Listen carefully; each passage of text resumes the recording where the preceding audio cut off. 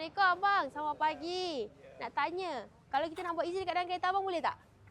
Boleh. Tapi abang yakin tak dalam kereta abang ada lipas ke tak ada lipas?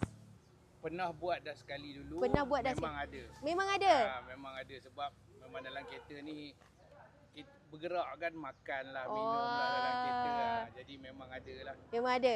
Tapi buat sekarang ni dah lama lah tak jumpa tu sebab dah pernah buat dulu, rasanya setahun dah saya buat. Setahun. Okay. So hari ni kita nak buat easy membasuh lipas dekat dalam kereta abang ni. Ada hasil ke tak ada hasil kat dalam kereta ni? Kita dah dapat kunci. Kita akan buat easy pembasuh lipas dekat dalam kereta ni. Banyak khazanah dunia. Kita tengok macam condition dekat belakang macam mana. Wah. Ni aku rasa macam ada tapi tak apa.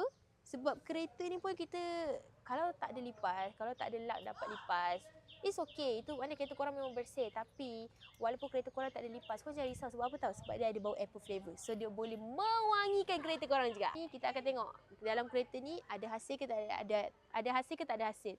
Jackpot ke kumpau. Untuk cara penggunaan dia pula, cara penggunaan dia senang saja. First kali start enjin kereta. Buka aircon, full volume lower. Kita keluar dulu. Sebab apa? Sebab kalau kita tak keluar, kita yang jadi lipas. Easy ni, kita goncang, tekan button dan biarkan selama 15 minit dekat dalam kereta. So lepas 10 hingga 15 minit, kita akan tengok hasil dekat dalam kereta ni, ada lipas ke tak ada lipas. Sekarang ni dah 15 minit penggunaan easy pembasmi lipas dekat dalam kereta CR-V ni. Tapi nak panggil owner. Tapi ownernya pantang leka.